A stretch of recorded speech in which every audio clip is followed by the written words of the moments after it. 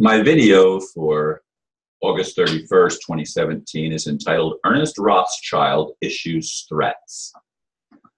20 August 2017, from the desk of HEHRH Royal Prime Minister Ernest Rauthschild, and that's spelled R-A-U-T-H-S-C-H-I-L-D, not R-O-T-H as I usually spell it. The United States of North America, the Republic of North America, and Chairman of the Royal Imperial Federal Reserve System regarding ICJ/ICC asset settlements to all keepers of the royal assets, peace be upon you all. This is an update from the perspective of the ancient royal families, aka the royals, of the current serious world events, especially the unfolding in the Middle East and in the BRICS countries. Discussed are the real issues that are manifesting on the ground, as well as the concerns of the royals regarding the behavior of the global community toward the royal assets and concerns over their keepership in general. So let us start with a bit of history as an introduction. Who are the royals? Lost my place because I had to scroll down. Who are the royals? The ancient royal families, not to be confused with the kings and queens of the current day or the dragons one hears about, are hardly mentioned in the news, and that is how it is supposed to be. The royals for millennia have been looking after the planet, its treasures, its land, and occupants, under the covenant known as Mandate from Heaven. They are answerable to the galactic councils. The royals own the life deeds of all of the lands and are the ones who own the title of the public land. All remaining land is being under fair use keeping and are backers of all currencies in the system. As stewards of the planet, they sublet the land to implementers who look after the running of the land for the benefit of its upkeep and that of their occupants. Anyway, my friend Tony sent me this 4-page thing that you can't copy and paste it. You can't have it read to you by a Vona reader, which is how I usually read long documents. It's 4 pages. It's not that long, but it's still more than I usually read. But I took time to read it, and he's issuing threats to cease and desist to basically to everybody on the world now. The one thing that I'm confused about is he's claiming it's coming from the Philippines, maybe under Marcos and stuff like that. That's talked about in some of the language of the document. And there's a lot that I don't get. I mean, when I hear Rothschild, I think of the Illuminati, and he's claiming that's not the same thing. Now, is it? I don't know the answer to that. Anybody can make claims. I can make claims. Can I back them up? Not if they're too grandiose. I certainly don't have the talents, gifts, and abilities to do that yet. Will I ever? Probably not, but I don't know.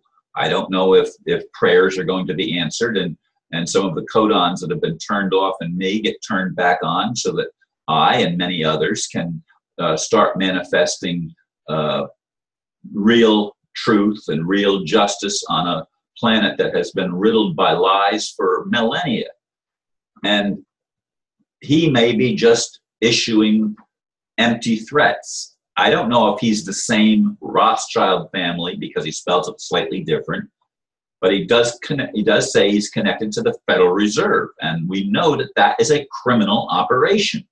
It doesn't matter if it's run out of Europe or run out of the Philippines or somewhere else in the world, Washington, D.C. It doesn't matter. It's a criminal operation that is fixated on reducing the world's population down to a manageable 500 million people. It's fixated on control. It claims ownership, as I read in the blurb. It claims ownership of all these assets that are the assets of the planet Earth. And it claims some kind of superiority, and it claims to be in conjunction even with the galactic councils. You know, what galactic councils? I mean, obviously there has to be, I hope, galactic councils that have a benevolent intention for humanity. But we also know that there are galactic councils that have a malevolent intention for humanity. Which ones are they talking about? So if you're confused, welcome to the club. You know, many people are confused because the information that we're being given through various channels that oppose each other even is contradictory and confusing. So it's no wonder if you and I, when we look at these things, we are confused. You know, there are people that claim not to be confused because they've chosen, this is what I'm going to believe, and I'm not going to look at anything that contradicts it.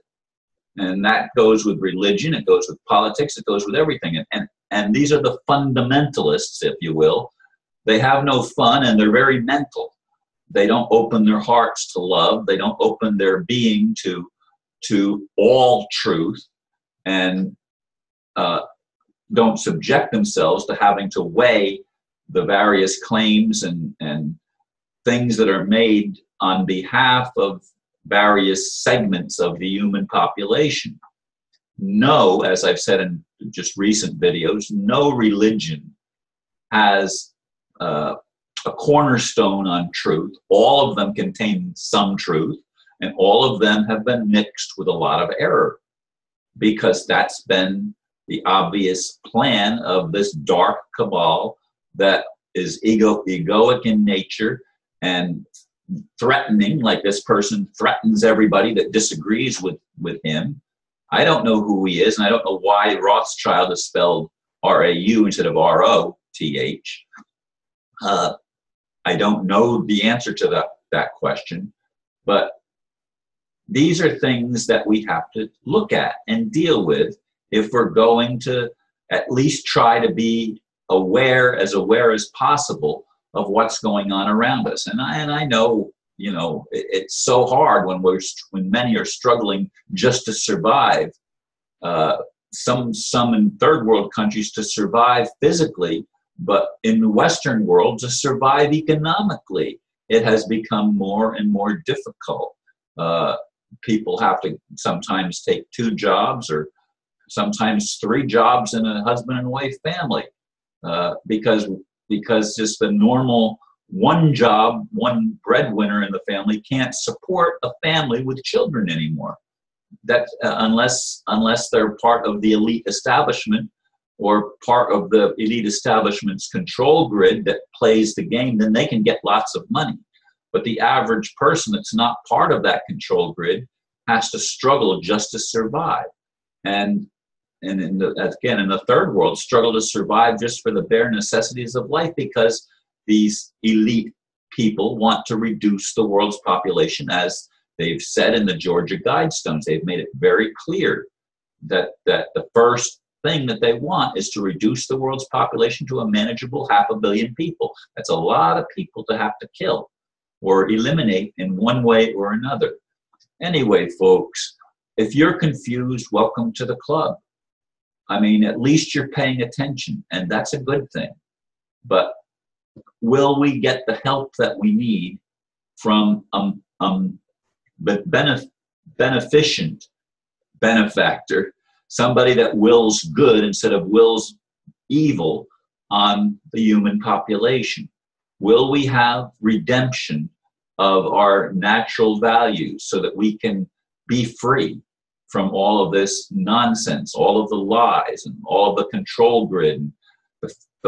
All money is virtually fake money, but especially money that's not backed by any asset, any tangible asset. It's just paper that's printed with numbers and words that virtually mean nothing because it's fraud. It's all a creation to control. And I want to experience personally a creation that liberates, that sets free, so that I can become all that I have inside that I already know about, but can't manifest in the real world. I hope this makes sense to you, and thank you for listening. Namaste.